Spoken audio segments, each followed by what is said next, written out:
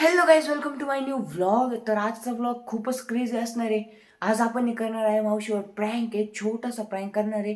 तर video last पर्यंत watch करा. मावशी तर आता शेतात गेलेली आहे, बघू ती कधी येते, मग करू आपण आपला प्रँक. काहीच मावशी आली.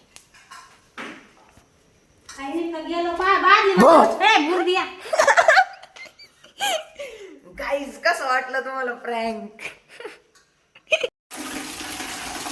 सो गाईज, तुम्हाला आपला प्रँक कसा वाटला कमेंट मध्ये नक्की सांगा. आता काका शेतातून येत होते, तर मग मी त्यांना आंघोळीला पाणी काढतोय. तर गाईज, मी चाललो होतो मुंजा महाराजांना अगरबत्ती लावण्यासाठी. तर मावशीने माझ्याकडे चपाती दिलेली. आता वासराला चपाती हा उजव्याच हाताने दे. छोटीशी गाय, तिला चपाती खाऊ घालायची. हाय गैया, मी तुझ्यासाठी काय आणलं?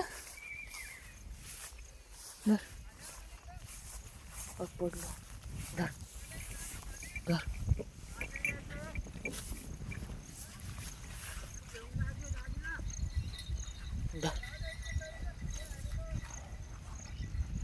धर.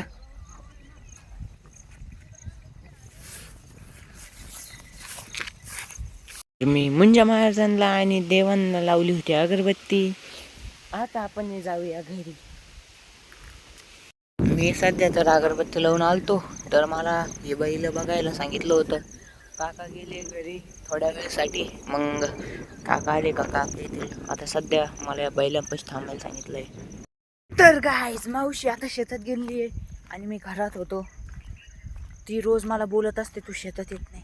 तर आज मी शेतात चाललोय. बघू तिथं जाऊन परत बोलणे खातो की काय. रोज खातो, म्हणजेच मी आज पण बोलणे खाल्लेले आहे. तर गाईज, मावशीन ते तिकडं बसलेले आहे. तर मी आलो आहे शेतात. मावशीन ते गवत काढताय, कारण की शेजारच्या काकूंच्या ती गाय वासरू बघितलंच असं तुम्ही छोटं, तर तिला गवत पाहिजे नव्हतं.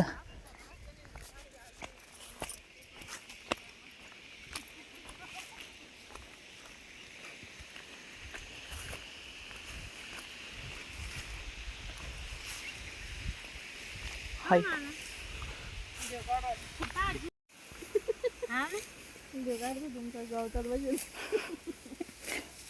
तर गाईज, मावशी शेतातून आली होती, तर 3 मी खात आहे आता सध्या भेळ. सो गाईज, आजचा ब्लॉग करू आपण इथं सेंड. आता सध्या मी करतो स्टडी.